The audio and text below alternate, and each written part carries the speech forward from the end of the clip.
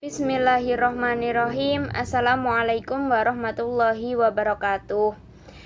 Bapak Ibu serta dosen juga kawan-kawan semua, hari ini saya Mu'alifah Khairunisa dan juga Oktaviani Rizky Mahendra akan mempresentasikan tentang bab 6, yaitu memilih isi kurikulum, yang diambil dari kitab Kurikulum dan Elemennya atau Al-Manhaj wa Anasiruhu karya Profesor Imam Bayouni Amiro.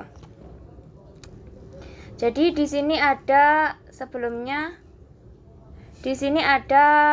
beberapa isian yang akan kita bahas dalam slide kali ini. Yang pertama tentang materi kurikulum, terdiri dari memilih dan mengatur isi kurikulum, pemilihan dan peningkatan pengetahuan, dasar dan kriteria pemilihan kurikulum, definisi dan karakteristik bidang pengetahuan, struktur bidang pengetahuan yang terorganisir, penelitian di bidang pengetahuan terorganisir, tantangan dalam membangun kurikulum, klasifikasi bidang ilmu pengetahuan, klasifikasi pengetahuan, dan kriteria pemilihan isi kurikulum. Jadi di sini ada 12 materi yang akan disampaikan, yang akan kita bagi dua. Yang pertama yaitu materi kurikulum terdiri dari. Jadi materi dalam kurikulum terdiri dari fakta, prinsip, definisi, konsep-konsep, prosedur keterampilan, dan nilai. Jadi aspek-aspek konten isi ini bersifat koheren dalam kurikulum, artinya saling berkaitan, sehingga setiap pengalaman belajar yang diterima siswa mengandung aspek pengetahuan, proses dan keterampilan, nilai dan keyakinan. Bisa juga dibagi dengan aspek kognitif, keterampilan dan emosional. Jadi setiap materi yang ada di kurikulum itu memiliki fakta, prinsip, definisi, prosedur, dan juga nilai-nilai yang saling berkaitan. Selanjutnya, memilih dan mengatur isi kurikulum. Nah, pembuatan kurikulum yang kita lakukan yang pertama adalah memilih isinya. Materi apa yang akan kita masukkan dalam kurikulum. Setelah dipilih, lalu dimasukkanlah pengetahuan-pengetahuan, atau pengetahuan di sini kadang disebut juga dengan warisan-warisan budaya yang terdahulu. Jadi memasukkan pengetahuan, keterampilan, sikap, dan nilai, atau dikelompokkan menjadi kognitif, afektif, psikomotorik. Setelah dipilih, dimasukkan lalu diorganisasikan. Jadi dari ilmu tersebut diadaptasi, disusun, dan disajikan. Tujuannya dapat mengembangkan peserta didik. Jadi dari materi-materi yang telah dipilih lalu disusun sedemikian rupa yang cocok untuk kelas 1, yang cocok untuk kelas 2, itu disusun dan disajikan. Misalnya materi matematika disampaikan dengan metode apa, menyajikannya kepada peserta didik. Selanjutnya pemilihan dan peningkatan pengetahuan. Jadi saat ini kita hidup di masa pertumbuhan pengetahuan yang sangat cepat, salah satunya teknologi. Nah, di sini berpengaruh pada pengetahuan itu akan berlipat ganda. Jadi jumlahnya semakin banyak, semakin bervariasi. Misalnya pengetahuan kimia berlipat ganda dalam 7 tahun, maka memilih isi kurikulum menjadi kebutuhan mutlak dalam kurikulum, karena disesuaikan dengan materi-materi yang berkembang dari tahun ke tahun. Dasar dan kriteria pemilihan isi kurikulum. Perkembangan pengetahuan dengan pesat dapat dicapai paling baik dengan berfokus pada konsep-konsep yang merupakan kunci pengetahuan pada bidang pembelajaran. Jadi yang paling bagus, jadi dari berbagai materi kita ambil konsep dasarnya, itu yang disampaikan kepada peserta didik. Dibutuhkan sintesis dan klasifikasi pengetahuan, identifikasi konsep-konsep utama dan hubungan antar keduanya. Jadi harus berkaitan. Maka harus memperluas isi kurikulum dari bidang pengetahuan yang terkandung, diharapkan agar materi kurikulum berasal dari disiplin keilmuan dan pengetahuan lainnya yang berhubungan dengan satu dengan yang lainnya. Jadi antara materi itu saling berkaitan. Jadi tidak terpisah-pisah. Definisi dan karakteristik bidang pengetahuan. Pengetahuan, jadi apa itu pengetahuan? Pengetahuan adalah kumpulan pengetahuan yang terkait dengan bagian kognitif yang sesuai dengan minat manusia dan digunakan untuk menyelesaikan beberapa kasus. Dalam arti itu berkaitan dengan kognitif atau pengetahuan atau keilmuan yang diharapkan bisa membantu siswa untuk menyelesaikan masalah-masalah yang dihadapi dalam kehidupannya. Di situ itu definisi dari pengetahuan. Lalu karakteristiknya seperti apa? Yang pertama yaitu bidang pengetahuan berkaitan dengan apa yang dikandungnya dan dapat digunakan untuk menyelesaikan masalah. Jadi pengetahuan itu dikatakan tidak bernilai jika ia tidak dapat digunakan dalam menyelesaikan sebuah masalah di kehidupan. Jadi karakteristiknya pengetahuan diberi nama sesuai dengan fenomena yang dihadapinya. Misalnya ilmu pengetahuan alam, maka dia akan membahas tentang kejadian-kejadian alam. Ilmu agama, maka ia akan membahas tentang agama-agama. Jadi namanya itu sesuai dengan isinya. Aturan metode yang jadi sesuai dengan fenomena, bidang yang ditanganinya, dan aturan atau metode yang digunakannya. Setiap bidang pengetahuan berbeda dari satu dengan yang lainnya. Struktur bidang pengetahuan yang pertama adalah kerangka pengetahuan terpadu yang mencakup fakta, aturan, generalisasi, dan teori yang telah divalidasi oleh program dengan cara yang tepat. Jadi ilmu pengetahuan itu harus dites dulu kebenarannya. Bila sudah terbukti kebenarannya, maka dia menjadi ilmu pengetahuan yang bisa diajarkan. Metode pencarian dan pencarian khusus dalam bidang ini. Jadi ada metodenya dalam menemukan pengetahuan baru ini. Konsep atau pemahaman yang merujuk pada hal yang lebih kompleks, artinya dari yang sederhana menuju ke kompleks. Jadi ada tahapan-tahapannya. Dari satu step yang sederhana, yang lebih rumit, dan paling sulit, seperti itu. Metode pencarian dan pencarian khusus dalam metode ini. Jadi ada metode-metode pencariannya. Baiklah, sampai di sini presentasi dari saya. Yang selanjutnya akan disampaikan oleh saudari Oktaviani Rizky. Kepadanya dipersilahkan.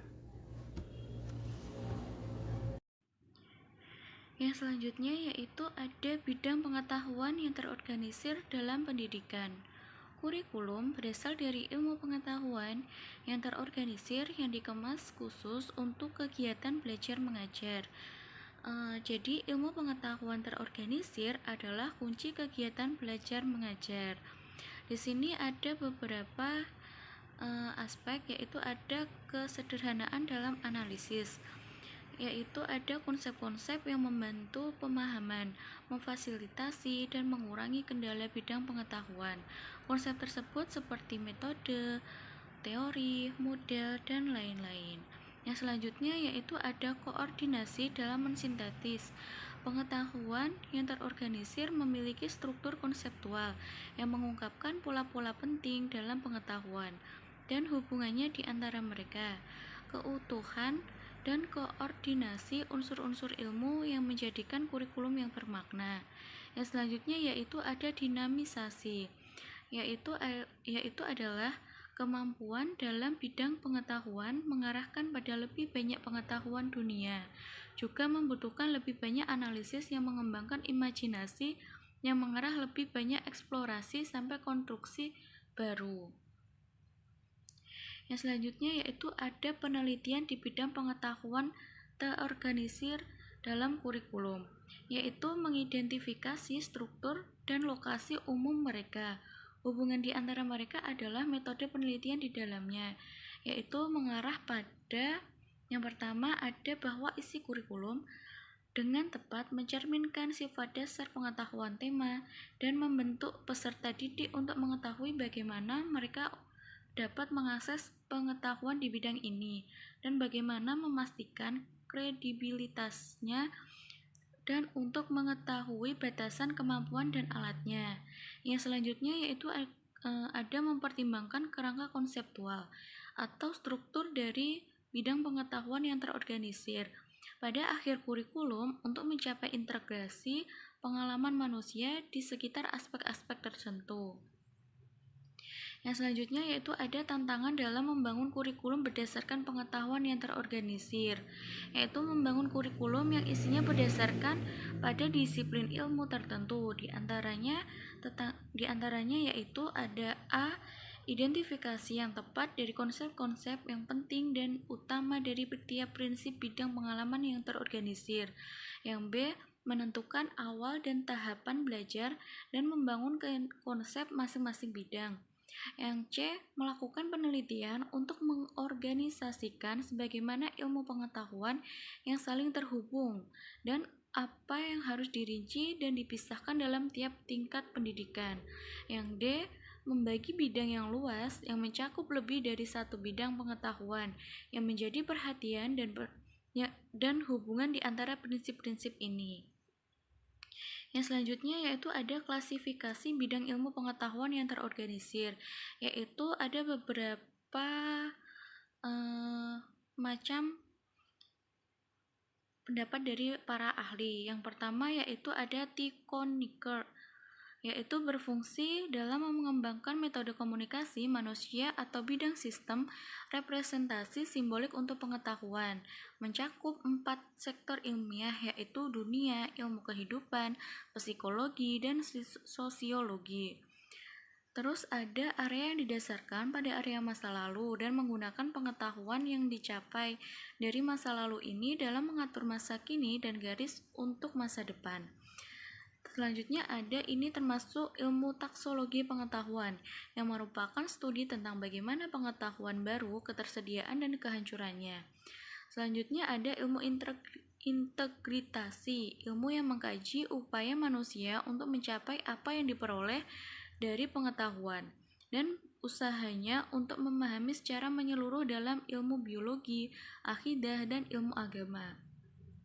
Selanjutnya yaitu menurut Brody Smith dan Brunet, yaitu klasifikasi ini adalah bahwa kurikulum terutama terdiri dari konten yang dibagi menjadi pengajaran dan pembelajaran dan dapat membawa perubahan dalam perilaku siswa, yaitu perubahan yang diinginkan dari hasil kebiasaan siswa, sifat, mental, keterampilan, dan aspek emosional. Yang selanjutnya yaitu menurut ahli Philip Ponig menjelaskan bahwa studi analisis tentang pemikiran manusia dapat membawa kita untuk memahami bidang makna yang masing-masing berbeda dengan struktur, metode, dan ide dasarnya, serta berkaitan dengan subsistemnya yang terbagi dalam 6 bagian pemahaman. Yang selanjutnya yaitu ada klasifikasi pengetahuan dan pemilihan isi kurikulum.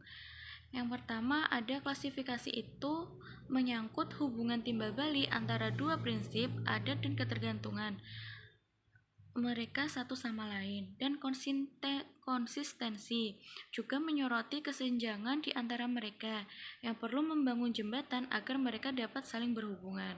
Yang kedua ada bahasan klasifikasi ini bertujuan untuk mencapai pendidikan umum individu, pendidikan yang luas dan komprehensif yang mencakup simbol-simbol pengetahuan dan studi estetika.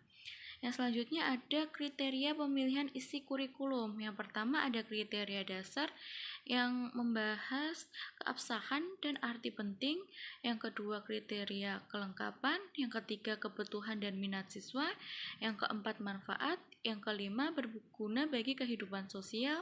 Dan keenam kemauan untuk belajar.